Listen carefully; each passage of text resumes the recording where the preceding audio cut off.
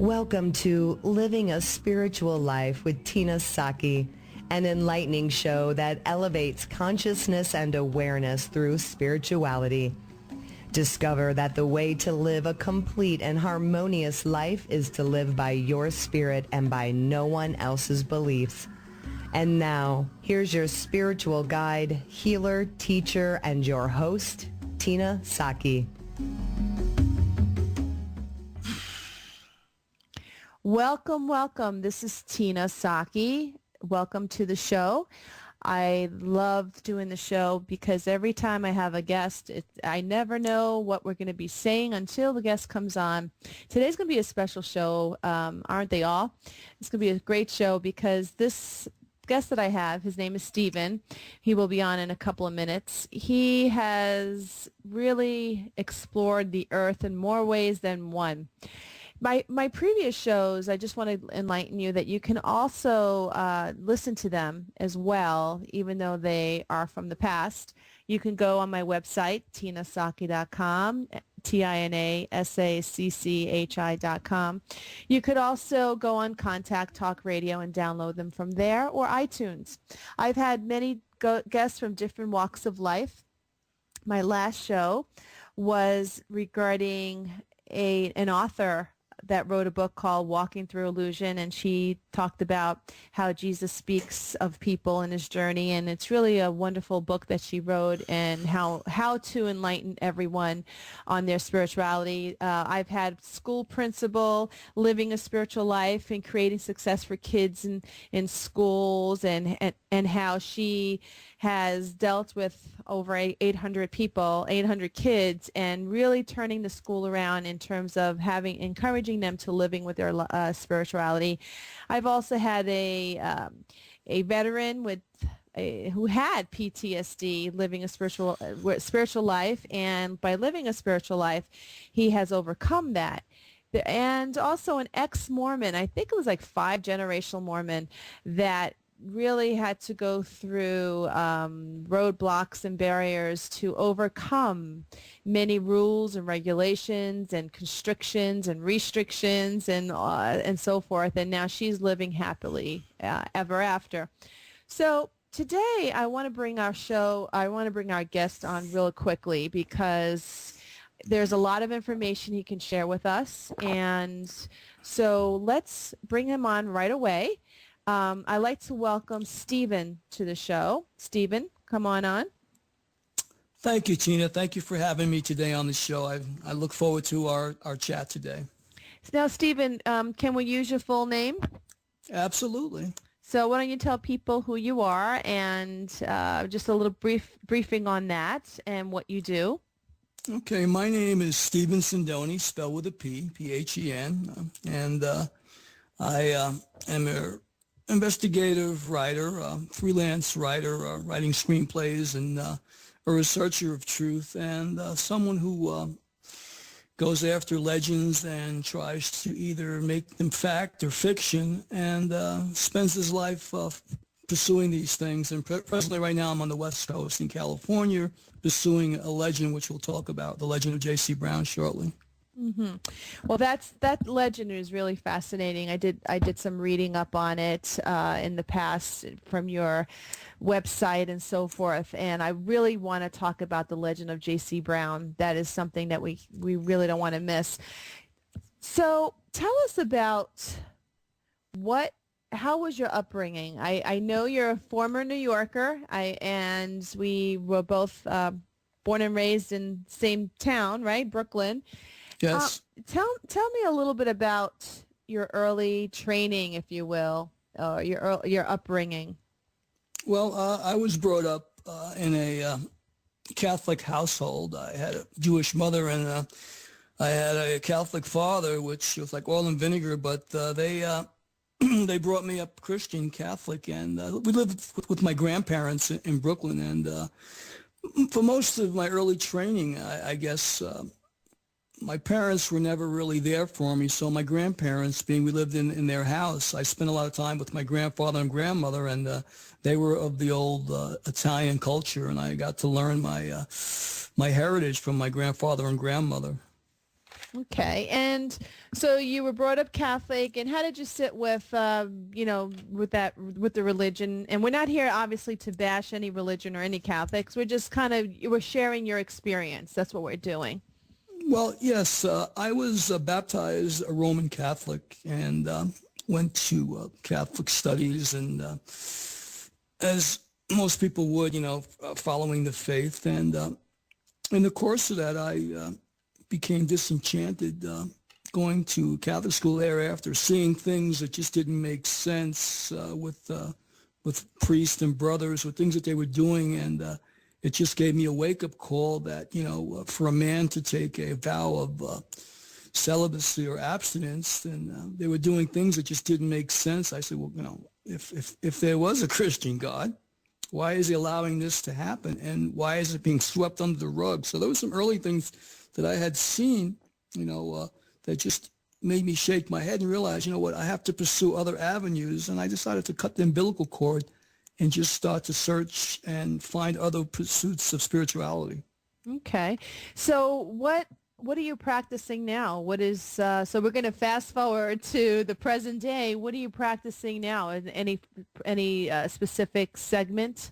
Well, I guess they would call it New Age, but I'm involved now in practicing Hinduism, Buddhism, and practicing affirmations from the seven sacred flames, things that are done through the Saint Germain Foundation, I guess. And I guess the best way I could, capsulize it is it's a light transformation spirituality, indoctrination that I'm involved with, working with the light energy that we all emanate from. Right. Okay. So now you really you've gone out of the box, so to speak, because being brought up Catholic, everything's pretty much, in my experience, was pretty much in the box. There were rules, regulations, and from kneeling down, sitting down, in church, to now you are practicing, it seems like, an eclectic style of connecting with the light. Is that correct? That is true. I mean, there is no control, Control. I am not being conned, and I am not acting like a troll or robotic. I like that. Very good. Very good. I like that. I may have to borrow that once in a while. Is that okay? That's fine. I'm a man of many acronyms, and I keep it simple. And I was telling someone the other day, my spirituality is like KISS, keep it simple spiritually. And very good. If you listen from within, if you tune out the chatter, then you'll get to the heart of the matter. And a lot of it is to do with going in and listening rather than, the outward appearances of what's going on. You have to tune out to tune in. So that's pretty much what I've been doing the last 20 years or more, listening to what I'm getting. And I've been amazed by what I'm getting back as a result of that. That is awesome. I've been hearing that that slogan a lot lately. I just did an expo in LA, and that's what came in. You got to tune out to tune in. Everybody around there we're talking the same same talk. So, all right. So then, what was the turning point for you, Stephen, that you decided that you really need to follow your own spirit rather than the control that you were talking about? Well, it basically happened right after my grandfather passed away when I was about 12 or 13. I took his passing very, very hard. He was more like my father, and at that point, I kind of like shut down a little bit emotionally and spiritually, and I tried to get back into the spiritual side of it. So it was kind of like a tug and a war when you lose someone that you really love and you really care for.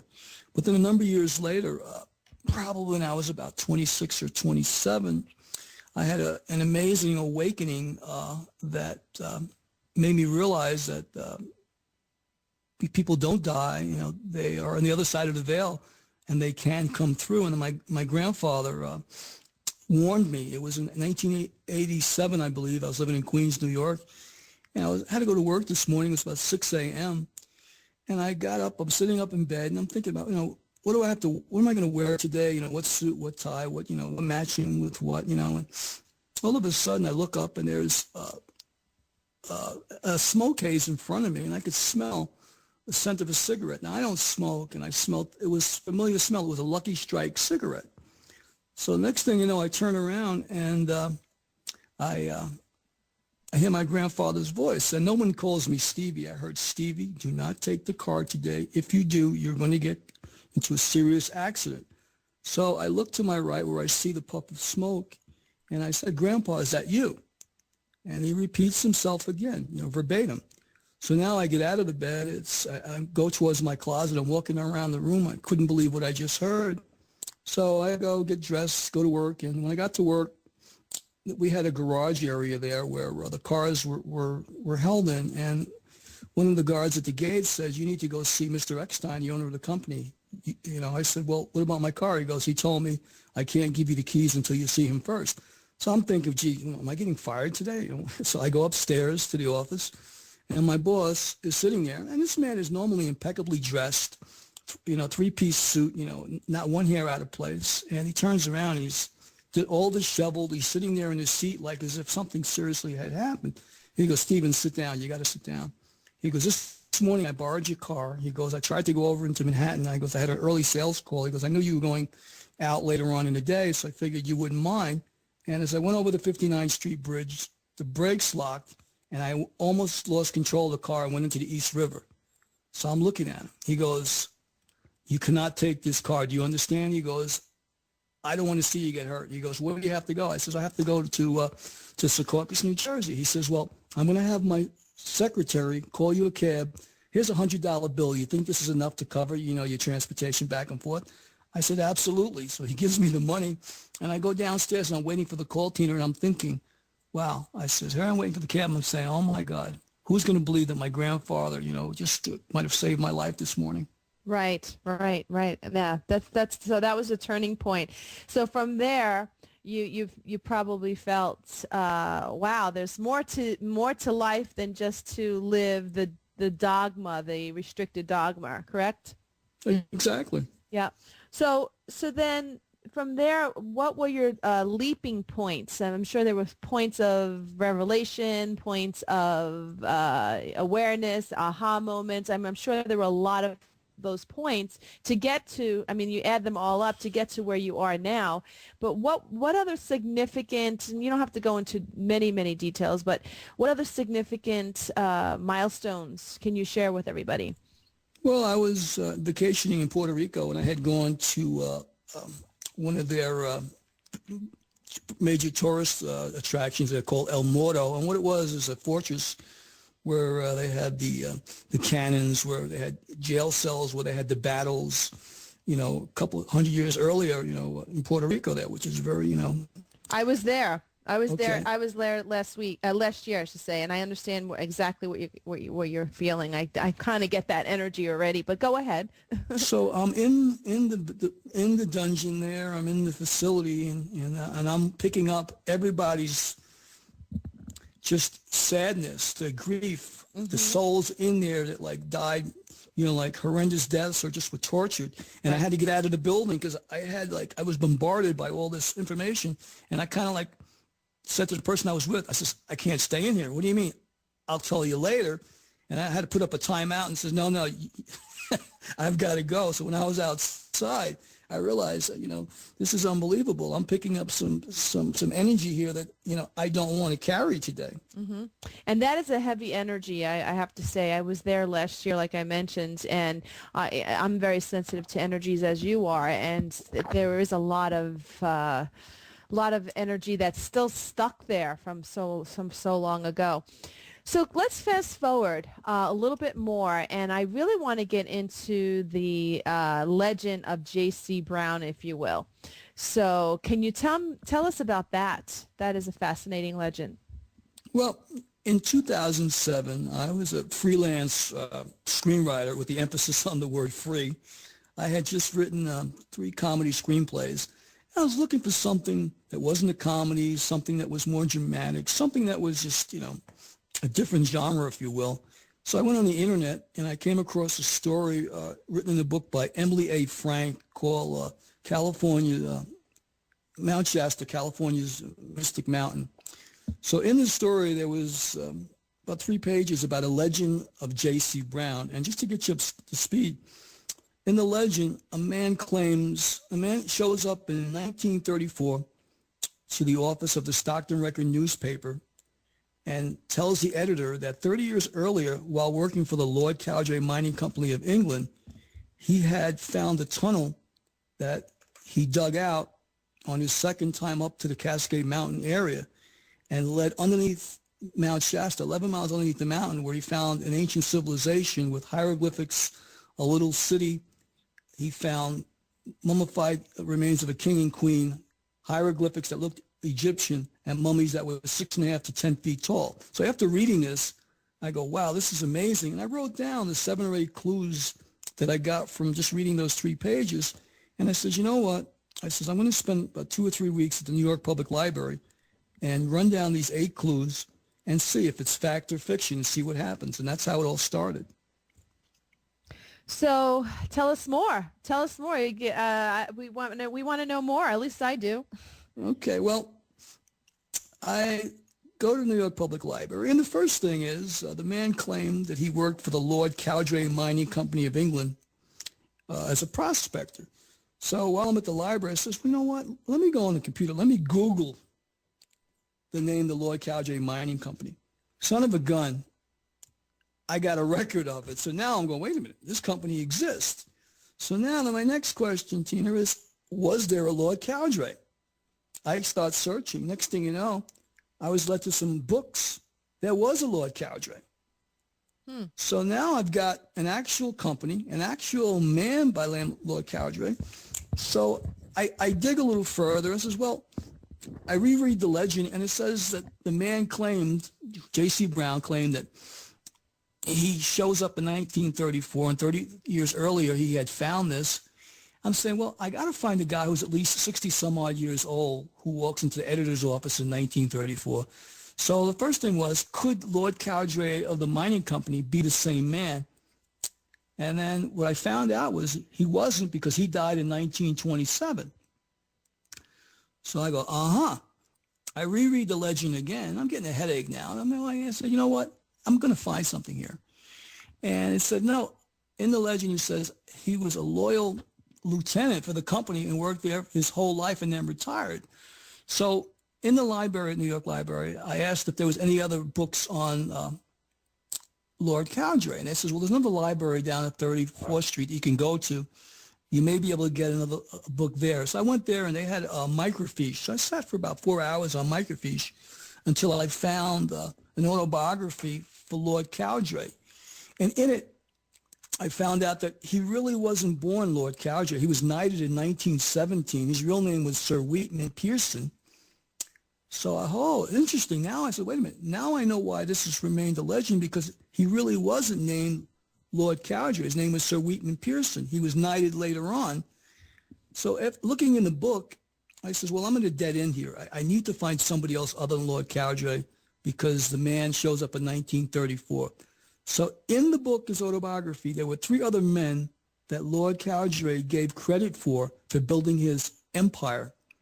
I then looked at these 3 men very closely to find out if the age matched, if the location matched. And I came across one man whose name was John Benjamin Body. So it wasn't J.C. Brown, it was J.B. Body. And he went by the initials J.B. rather than John Benjamin, similar to J.C. Brown. I go, wait a minute, let me look at this man's life. So now I look at this man's life, and lo and behold, he was, in that same book, he was listed as a civil engineer, just like J.C. Brown had claimed in the legend, and worked his whole life for the company, was around the same age as the man who shows up in 1934. And I says, well, I think I've got the guy.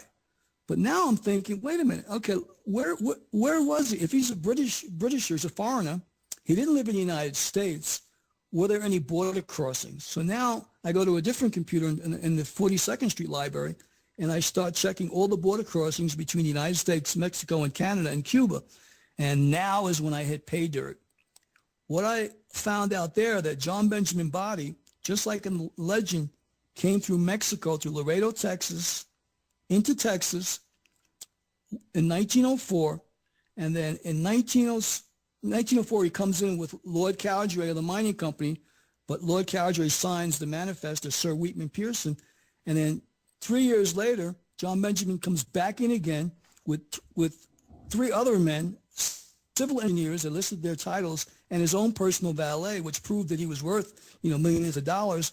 And then in 1910, I check another border crossing, and this crossing, John Benjamin claims that he's never been in the United States when asked on the manifest. The following year, he comes back in again with Lord Cowdray of the mining company. So here it is. I've got these guys tied, coming into the country. I know when they came in. I know who they came in with. And the real question at that point was, and this is what comes into like different layers of your spirituality. Now I knew I had the man.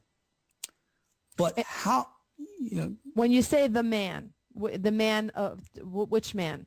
The man of the legend, John Benjamin Biden, who was really, posed as J.C. Brown. J.C. Brown. Okay. So now you have him. So I like to go into the story about what he knew and what he did and how he's MIA. Isn't he MIA at this point? I mean, Yes. Mm-hmm. So let's go into that. So now I think I've got the guy. So now I've got to say, okay, let's go back to his time. Okay, so in 1904, he went up there to discover this. Went up where? He goes up to Mount Shasta to discover an ancient tunnel, and he decides that he's going to wait until he retires from Lord Cowdray Mining Company to go back to share the artifacts with the world. So when he shows up in 1934 in the office of the Stockton Record, here he is in his mid-60s. And the Stockton Record editor now gets him in touch with Harry Noyes Pratt, who's the museum curator of the Hagen Museum, who, after hearing his story, then gets him involved with John C. Root, who was a retired printer. And John C. Root says, you can use my house to have meetings. And they were having meetings twice a day for about 6 weeks. And at those meetings, J.C. Brown had told them that 30 years earlier, he had found this tunnel that led underneath Mount Shasta, where he found villages, he found roundhouses, he found hieroglyphics that proved an ancient civilization, which he believed were Lemurian, and that there were ancient chambers that he would take all these people up to Mount Shasta and would give them some of the treasures in two of the other caves that he found. But there was the one cave he wanted to keep intact, which was the chamber of the king and queen that were embalmed in ornate robes that he believed were the king and queen of that, Lemurian ancient race. So all this information, how did you get all this information? How did you know that how did you get the information that there was ancient chambers and treasures and villages and civilization? How do you get that information? Go ahead. Yeah, this is the interesting part. Once I discovered that I had this guy on paper, I ended up calling the Stockton Police Department. And I said, I want to solve a missing persons case. They says, well, who's the man? I said, J.C. Brown. They go, well, that case has been closed many, many years. I said, I still want to solve the puzzle. So they turned around and says, well, you need to contact the Stockton Record newspaper who wrote the original article in 1934, and they would be the ones to talk to. So I then called up the Stockton Record and spoke to their columnist, Michael Fitzgerald. Now, Michael Fitzgerald had done a story a couple of years before that on the Lemurians. So he said to me, I want to interview, but first I want to ask you a couple of questions. So I had not seen this 1934 archive article. It was in their storage. I had never seen it. I only had the short 3 pages that I read in the Emily A. Frank book to go on. But after speaking to Michael Fitzgerald, he says, how did you know all this information if you never had the original story? I said, well, I followed the clues, and through my research, I was able to, to figure it out. So at that point, he sent me the actual 1934 archive newspaper article of J.C. Brown's disappearance from Stockton, California. So what does it say in that article about does it talk about the caves and the ancient civilization at all? Yes. He talks about coming up to he called it the Cascade Mountain Range, and that he, on his second trip up there, he found a rock formation that didn't jibe with the surroundings. After digging it out, he realized it led not just to a tunnel, but to an underground cave system. And he took his mining paraphernalia and traveled within this tunnel. He said the tunnel was 7 feet wide and 10 feet high. So it was a pretty big tunnel that he was going through. And 3 miles into the tunnel, he said he found copper that was mined, he believed, by a former race. And as he went further, he found gold that was mined, gold mined ore. And then 11 miles into the mountain and 2,300 feet from the surface is where he came across a village. And in the village is where he said he found streets, houses, rooms that led to chambers, a prayer room, hieroglyphics, metal, weapons that couldn't be made today, and the embalmed king and queen, and also the 27 skeletons ranging from 6.5 to 10 feet tall. How many skeletons? 27. Wow. That's a lot of detailed information. Mm-hmm. That's amazing. So why do you think that it took J.C. Brown? You said he wanted to retire from this mining company. So why do you think he didn't say anything? Well, a couple things. In the actual legend that I was, a newspaper article that I was sent from Michael Fitzgerald, thereafter I learned that he told the group in 1934 that a number of times coming up to revisit the caves that he was kidnapped and almost killed, almost lost his life. So somebody knew what he was trying to do. So he was very secretive as to his comings and goings. He also stayed at a federal shelter, making believe he was homeless. But he told them the reason he did that is because he was fearful of being kidnapped because he was worth $40 million. Now, here's a man in 1934, Tina, is claiming to have been worth $40 million. And this is J.C. Brown? Yes. So he was worried, concerned about losing the money and fearful of dying, correct? Right, because he wasn't in this for the money. And then when I learned of the real identity of John Benjamin Body, or J.B. Body, I learned that he was working for the Lord Cowdery Mining Company from 1890 up to 1915 in Mexico. But they were building the Trans-Isthmian Railroad, which predates the Panama Canal by 12 years. And what it did is it connected the Gulf Coast of Mexico to the Pacific Ocean with a 210-mile railroad, which allowed freight to come into China or back and forth to the United States. So they beat the Americans to the Panama Canal by 12 years. But in the process of building this railroad, they struck oil, and they created the Aguilar Mexican Oil Company, which made John Benjamin Body rich, and later became the Shell Oil Company that we know today.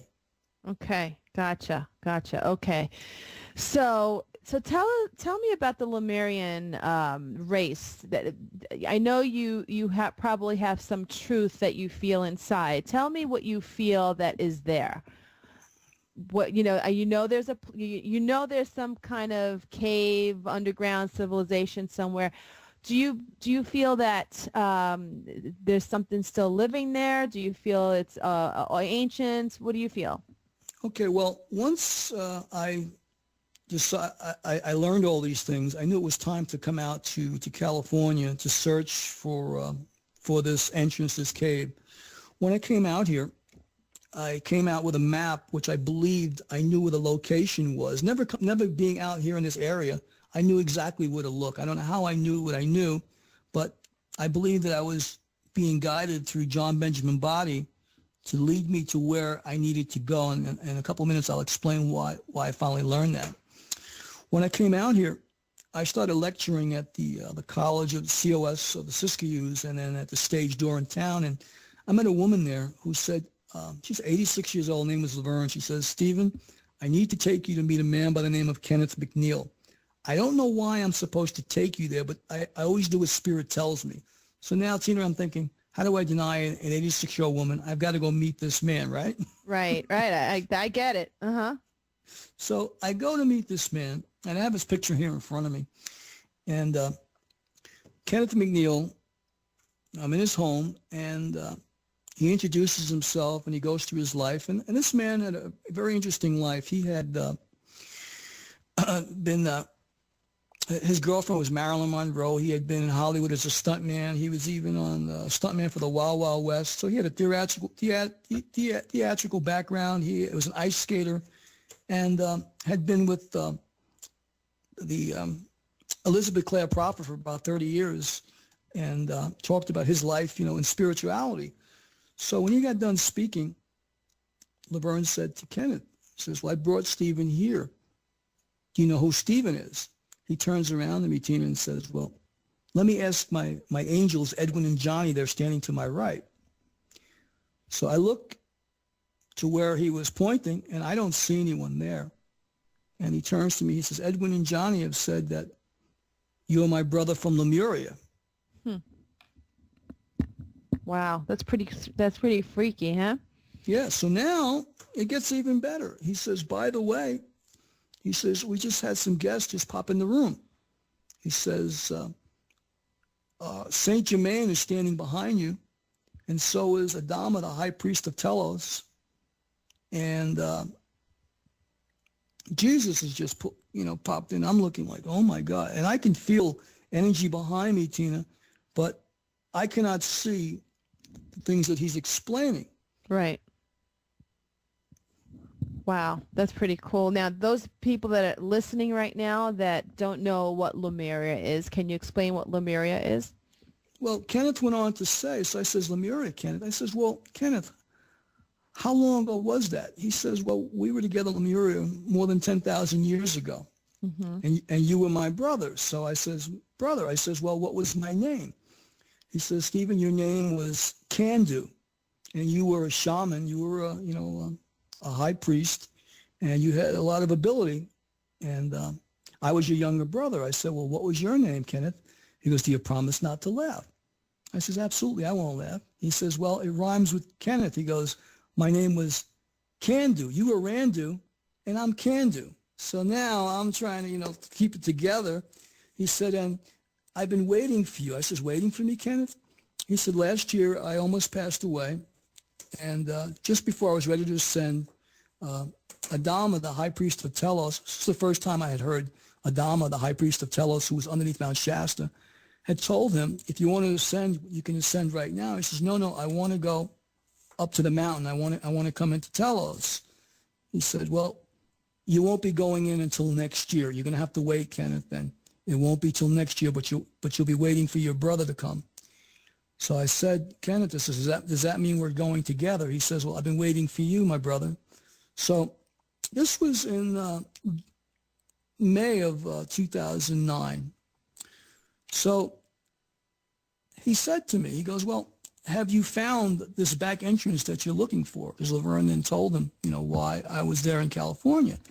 He says, well, let me ask Edwin and Johnny and see what they tell me. So I wait a couple of seconds. He's conversing with his angels.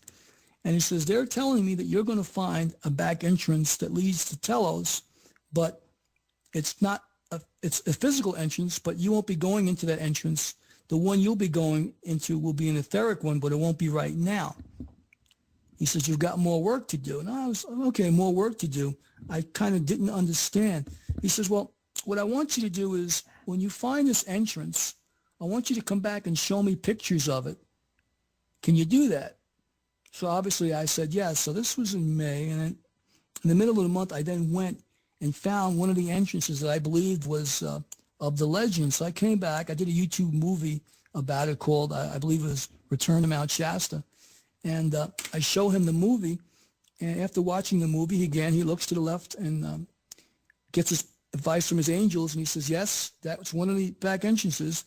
But you won't be going in that one. But you and I are supposed to go up to the mountain in August together. So this is May. So I'm thinking, okay.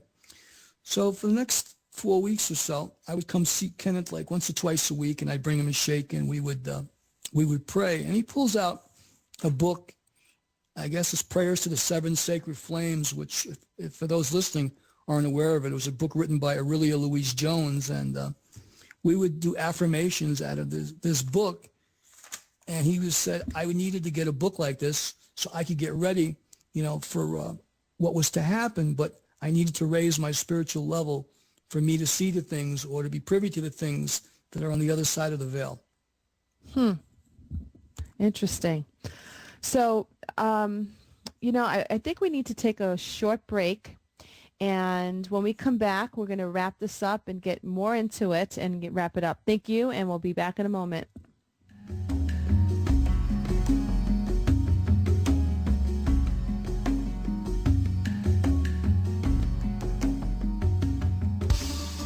Now is your chance to be part of the show. Call 877-230-3062. Call in with your questions or thoughts and talk with the host and their guest. Again, that number is 877-230-3062. Is there a void within you, yearning to be filled with something greater? Or are you living according to others' beliefs or a religion that no longer serves you? Book your appointment with spiritual healer and host of Living a Spiritual Life with Tina Saachi at tinasaachi.com. Tina is a master in holistic alternative arts and can teach you to allow yourself to live a full and harmonious life guided by your spirit. Allow Tina to be your gentle yet powerful guide.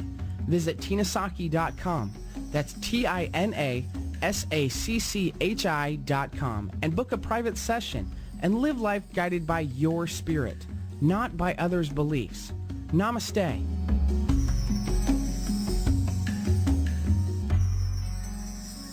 Contact Talk Radio has strived to be well connected. Everything from the internet to your cell phone and now Twitter. Yes, you too can find Contact Talk Radio on Twitter. Go to twitter.com/CTR Network and get connected to what matters to you. Do you want to practice more meditation in your life? Do you need help choosing the audio meditation or hypnotherapy that is right for you? Visit tinasaachi.com and check out Tina's best-selling audio programs. Topics include Serenity, Connecting with Angels and Guides, Weight Management, and Survive Cancer Now. You can also book a private session with Tina Saachi, a master in holistic alternative arts and host of Living a Spiritual Life. Tina will be your gentle yet powerful guide and show you how you can live life guided by your spirit in a harmonious way. tinasaachi.com.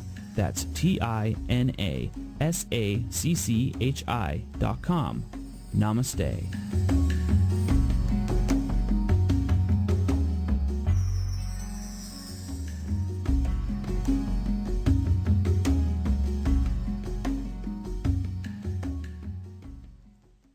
Welcome back. This is Tina Saachi, Living a Spiritual Life with me, and I have Stephen Sindoni here with me as a guest.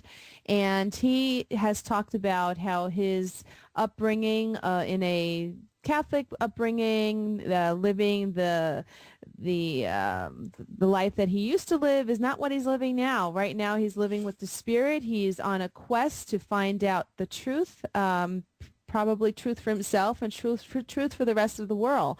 He has information regarding a ancient civilization that existed or probably still exists in Mount Shasta. And the origins of that is Lemuria. And the time of Lemuria, my understanding is a time, maybe it's 10,000 years ago, maybe longer, maybe less, I'm not sure. But I also feel that I lived in Lemuria, and so I call it Mu. The Hawaiians call it Mu. Isn't that right, Stephen? Have you heard of that term, Mu? That is absolutely correct. Yeah. So, and in this incarnation, I've met so many people that have been from that civilization. As a matter of fact, you talked about how you met your brother.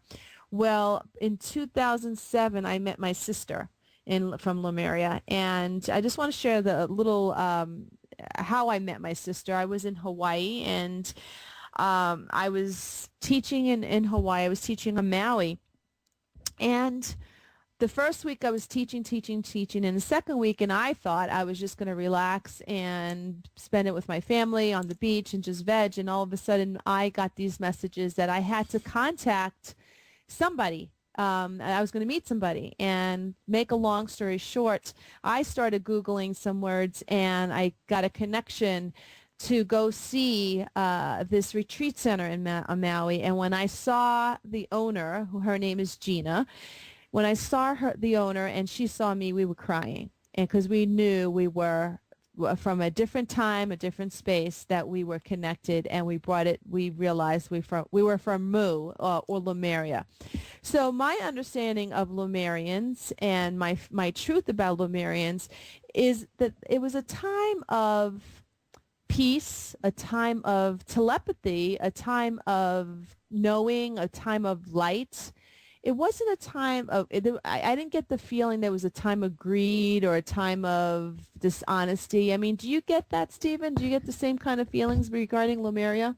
There was no ego whatsoever. It was all in spirit. Everything was done for the higher good of humanity, and there was no wars. They didn't have any jealousy. There was no reason to fight with your brother or your sister. I mean, they were very peaceful, loving people. Absolutely. And my draw to Mount Shasta, I know with my heart and my soul, has been because of Lemuria. And I started my journey going to Maui in 2007. I did several retreats there. In 2.5 years, I went to Maui 5 times because I was on this quest, this search of trying to get to my roots, not this incarnation roots, but my spiritual roots. And I also met with elders and other people of knowledge, of spiritual knowledge there. And I felt like that was like part one that I was when I was tapping into Lemuria. And then thereafter, I started doing spiritual retreats in Mount Shasta. And when I went to Mount Shasta, I felt the same kind of energy of peace and ancient wisdom and ancient knowledge. So, and we've been doing annual retreats there as well. We're going back, I believe, in August or September. So I truly believe, Stephen, that some people may say that was an ancient civilization, but I believe it's still there. I believe that these beings are there and they're still informing us. I mean, how do you feel about that? Well, I have an interesting story. When I was coming out here a couple of years back, and I discovered where this tunnel was. Someone sent me an email about a man who was hiking near Dunsmuir, California, with his daughter after a Thanksgiving dinner. This was in 2008. And they came across this unusual rock formation, and he put a picture of it up on the email that was sent.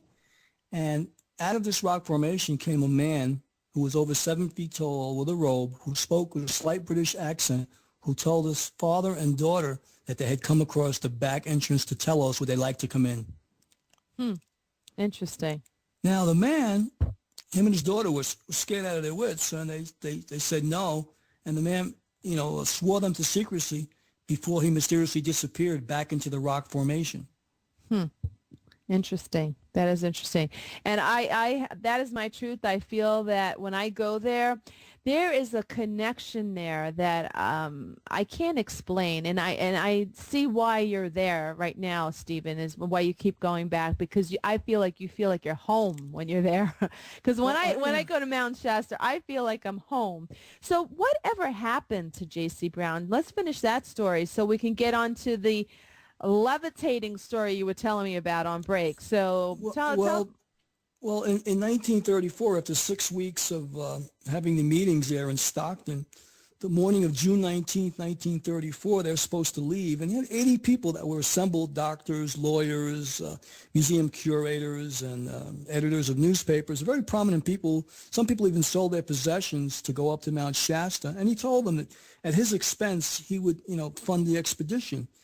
The morning that they were supposed to all go, mysteriously, he doesn't show up. So the police are called. They can't find any record of him. They're trying to figure out, after interviewing the 80 people, well, how much money did he steal? And the only thing they could ascertain is that he borrowed $5 while living in a homeless shelter. And the reason why he was there, he said, because he was a millionaire, and that if they had known he was a millionaire, then, he might not have, been alive. So he disappears.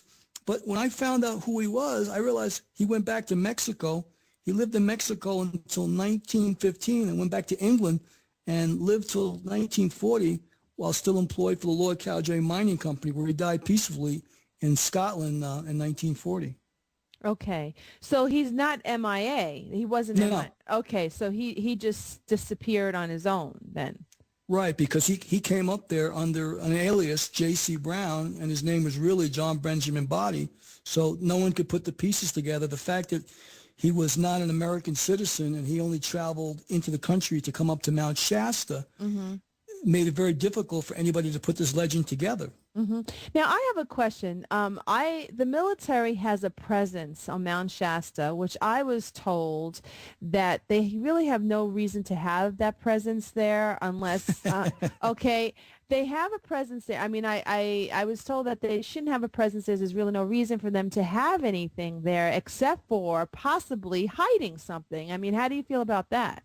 Well, since I got here, I've had shadows more than my own, and they have a facility at the Hearst, the Randolph Hearst property in McLeod, where Blackwater, which is a security company, has helicopters that hover around here in Shasta in the areas where they're around here at regular times. They are protecting things on the McLeod side of the mountain, the Military Pass Road. I believe that there's a military installation underneath the mountain there where they have their facilities, because every time I go to that side of the mountain, I'm being followed and watched because they know that I'm the man of the tunnels and stuff. They even tried to buy all the rights of my show 2 years ago at the college because someone had dug a hole in the mountain and they were trying to blame me for digging a hole in Mount Shasta because they don't want me snooping around probably to find any of their facilities. Right, right. So it's just interesting how, the more they try to cover up, the more, evidence comes to the surface. And that must be frustrating for you because they know that they know that something is there, but then they don't want the world to know. And you're trying to enlighten the world. That must be so frustrating for you. Well, it is because I've had a number of attempts on my life, and there for the grace of God go I. And I realized that if I wasn't doing my spiritual work, I would not be here on this call with you today. Right. Absolutely. Absolutely. So let's finish. We have a few minutes left. So let's finish the story about your brother Kandu and Randu and how you spend time. You were talking before we went to break. You were talking about how you would go and share time together and pray together. And you were going to talk about the levitating real quickly. So. Well, after I discovered the back entrance and I showed him the photos and we started praying much more often. He said that him and I were supposed to go up to the mountain in August, but just before that, he was getting very, very sick, and we were praying, me, him, and an ex-girlfriend and I, and all of a sudden, after this one affirmation, he levitated about a foot and a half off the ground, and I had to bring him back down, and the other person realized that we all lost our balances, and then he turned around and says, "Thank you, Stephen, for bringing me back down," and that he had just levitated. 3 days later, I went to go see him again, and I went to his door, and his mail was all outside, and knocked on the door. He wasn't there. So I went up to Ashland for the day, and then I found out that he had fallen the night before, was in the hospital, and then I got a call the next day before I'm coming back that he had passed away. So right after I got the news, I went into the bathroom in my friend's house, and I was a little upset. He then came to me and told me to go out to the car and get my prayer book. And I did. And he told me to go to a certain page and read something, and I did. And right afterwards, he said, "I'm going to be in angel training for a week, but I'm going to loan you," this is his words, "Edwin and Johnny, but after the week, I will be your personal angel." Well, for that whole week, he was waking me up every morning at 3 o'clock in the morning. And finally I said, "Kenny, I know you're here. You can't keep doing this to me." So we came to this arrangement that we were going to communicate with one another, but it would be through automatic writing. So since he passed away in 2009 of August, I've been getting through with him mostly through automatic writing. Wow, that's pretty awesome. And what are you getting through automatic writing? What's coming through? That's different. Whatever I need to know. Okay. Whatever I ask. Okay, so how about the entrance to Talos? I mean, can he give you that information, or is it something that you need to find out on your own? Well, I was told that the other two caves in J.C. Brown legend, that I would be finding those caves, and that one of those caves, which I'll share to you today, was the Nola Van Baler cave, where she had met with Philos the Tibetan and other ascended masters for 10 years. And I've located this cave And once the snow dissipates on the mountain, I will be going there. And I've been on a special diet. I've been eating raw, and I've been trying to live the spiritual life because I'm supposed to be met there with the people in Telos or on the other side. Okay. So you're eating raw, that kind of, because I've been eating a lot of raw foods too. What is the connection with the raw food? It gets rid of the density in your body, allows you to be spiritually uplifted, and allows you to tune in to the higher frequencies. Because in order to reach that fifth dimension, what I've been told is you have to cleanse your body of all the impurities that you've been putting in it.